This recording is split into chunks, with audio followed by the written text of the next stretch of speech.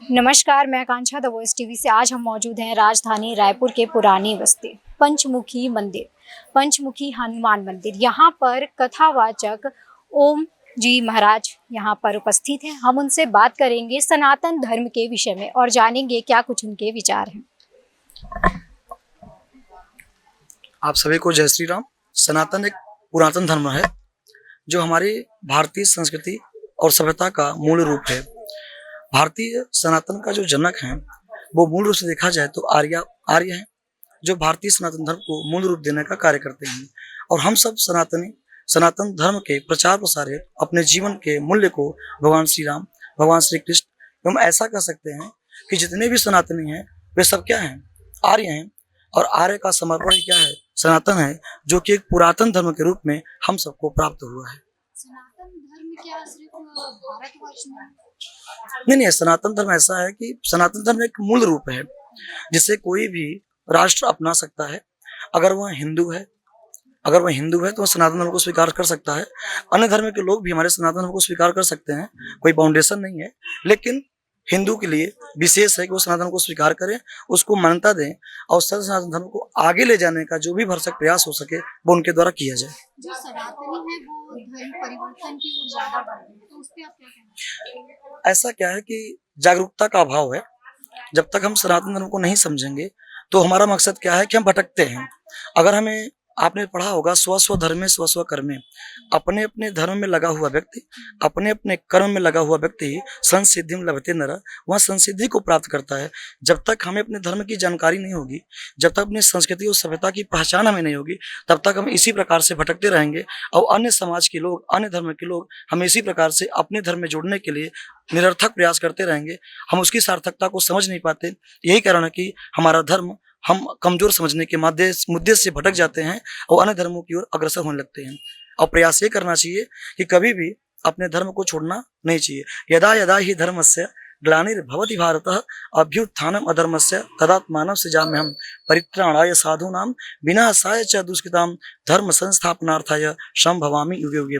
जब जब धर्म की हानि होती है, जब जब हमारे सनातन धर्म पे, हिंदू धर्म पे कुघात किया जाता है, तब तक हम अपने आप को मजबूत करने का प्रयास करते हैं। जब तक हम सनातन धर्म को मजबूत नहीं करेंगे, तब तक ऐसे ही अन्य समुदाय के लोग, अन्य धर्मों के लोग हमें कभी धर्म परिवर्तन की बात करेंगे, कभी जाति परिवर्तन की बात करेंगे, कभी मजहब परिवर्तन की बात करेंगे। इस प्रकार से हमारा समाज एक निचले स्तर पर जाता रहेगा, परमात्मा से लगाव नहीं हो पाएगा। और यही कारण है कि हम सब उलझे हुए हैं, सुलझने का नाम नहीं ले रहे हैं। तो राम कथा में ऐसा क्या है, क्योंकि आप उसकी बात? राम कथा देखिए, राम केवल सत्य नहीं है, राम न्याय है, राम न्याय है, राम धर्म है। और जहाँ धर्म होता है वही न्याय होता है, वही सत्य होता है, वही सनातन धर्म होता है, वहीं पर राम राज्य होता है।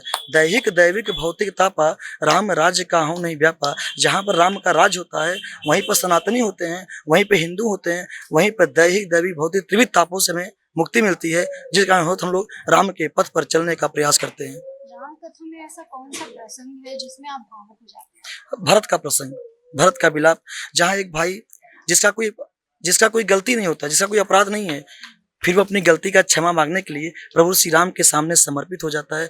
जो राम के लिए अपनी माँ का त्याग कर सकता है, जो राष्ट्र के हित के लिए समाज का त्याग कर सकता है, जो राम के चरण को पाने के लिए समग्र सृष्टि का त्याग कर सकता है, वह प्रसंग तो संसार को सुख और आनंद देने वाला होता है। मेरा नाम ओम प्रकाश पांडे है। वैसे देखा जाए तो I am also the civil service aspirant, but I have well joined the religious point.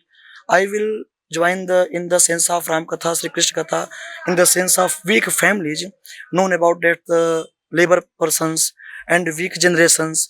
तो मेरा इच्छा ये है कि जो कमजोर वर्ग के लोग हैं, जो चाह कर भी भगवान की कथा नहीं सुन पा रहे हैं, आर्थिक स्थिति के कारण, सामाजिक स्थिति के कारण, या फिर उन कथावाचकों तक वो नहीं पहुंच पा रहे हैं जिनकी स्थिति बहुत अच्छी लेवल तक है, तो हमारा प्रयास है कि छोटे से छोटे वर्ग के लोगों को, चाहे वह सामान्य वर्ग के लोग हों, चाहे वो बहुत ही हाई लेवल के लोग हों, मैं चाहता हूँ हमारी राम कथा, कृष्ण कथा, भागवत कथा जन जन तक पहुंचे और हर व्यक्ति सनातन धर्म को स्वीकार करते हुए राम कृष्ण में अपना समर्पण देते हुए समग्र सृष्टि के विकास में अपना सहयोग करे। हमें ये जानना है कि जो कौशल्या माता थी उनका जन्म कहाँ? देखिए, सच पूछा जाए तो माँ का जन्म, माँ का कोई स्थान नहीं होता है, माँ सर्वत्र है। क्योंकि जो माँ है ना, वो जगत जननी है, और जगत जननी मतलब संसार की माँ होती है। तो पूरा का पूरा संसार ही कौशल्या का है। और वास्तविक देखा जाए तो जिस स्थान पर हम कथा कहने आए हैं वह छत्तीसगढ़, वह रायपुर हमारी माँ कौशल्या का स्थान है, जिनका मैं भांजा बनकर, जिनका मैं भांचा बनकर इस स्थान को गौरवान्वित करने का प्रयास कर रहा हूँ। उन माता पिता को आप कैसे प्रेरित करना चाहेंगे जो कि अभी हमारे कल्चर को नहीं अपना पा रहे हैं, आज की जनरेशन है स्पेशली, उनको क्या देखिए, उसका मुख्य कारण है आपका मोबाइल। हम सब जानते हैं। जैसे मान लीजिए आप हमें लाइव ले रही हैं, हमसे क्वेश्चन कर रही हैं, मैं आपके प्रश्नों का जवाब दे रहा हूँ। किसके लिए? अब मान लीजिए आपने हमारी रिकॉर्डिंग कर लिया, हमसे वार्तालाप कर लिया, इसको देखेगा कौन? तो लोग देख तो रहे हैं, सही चीज तो देख रहे हैं, लेकिन उसके साथ साथ वो क्या कर रहे हैं, आपके मुद्दे को देखने के पश्चात वो भटक जा रहे हैं, फिर वो अन्य मुद्दों पर चले जा रहे हैं। जबकि सार्थकता ये है कि जितनी आवश्यकता है उतना ही प्रयोग करें।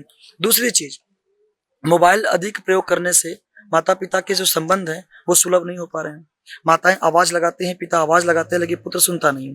दूसरी चीज, study totally depend on the technology, something traditional, कुछ ट्रेडिशनल होना चाहिए। ऐसा नहीं कि सब कुछ वर्तमान के अनुसार होना चाहिए, कुछ परंपरागत भी होना चाहिए। जब तक परंपरागत नहीं रहेगा तब तक आधुनिक का आनंद हमें आपको प्राप्त नहीं हो सकता। टेक्नोलॉजी मस्ट है, क्योंकि हमको अगर वर्तमान में आगे बढ़ना है तो तकनीकी चाहिए। लेकिन क्या सब कुछ तकनीकी से हो जाएगा? क्या माता पिता की मर्यादाओं का उल्लंघन करके हम तकनीकी के माध्यम से आगे बढ़ सकते हैं? माता पिता को इग्नोर करके क्या हम आगे बढ़ सकते हैं? क्या माता पिता हमारे वो आधार हैं जो समग्र सृष्टि का सुख और आनंद देने का प्रयास करते हैं। हम उन माता पिता को छोड़कर अन्य रास्ते पर जाने का प्रयास करते हैं जिस रास्ते पर केवल और केवल अंधकार दिखता है। हमें कहाँ मिलता है प्रकाश? माता पिता के सानिध्य में। माता पिता के द्वारा दिखाए गए मार्ग से रामकथा क्या सिखाती है कि पिता के वचनों को पूर्ण करने के लिए, समग्र सृष्टि के कल्याण के लिए प्रभु श्री राम ने क्या किया?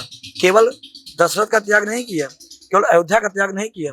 प्रभु श्री राम ने स्नेहम दयाम च सौख्यं च यदिवा जानकीमपि आराधनाय लोकस्य मुंचतो नास्ति था। जो राम लोक आराधना के लिए स्नेह, दया और आत्मसुख को छोड़कर यहाँ तक कि अपनी प्रियतम, जिसके बगैर राम एक पल रह नहीं सकते थे, उस सीता का त्याग कर दिया राष्ट्र कल्याण के लिए, जन कल्याण के लिए। वो हमारे राम है। अगर राम माता पिता की आज्ञा का पालन करने के लिए, समग्र सृष्टि को सुख देने के लिए 14 वर्ष का वनवास धारण कर सकते हैं, तो क्या हम सब भगवान के द्वारा बनाए गए मार्ग पर क्या चलने का प्रयास नहीं कर सकते? यही है राजधर्म, यही है राम धर्म, यही है समाज धर्म, और यही है सनातन धर्म।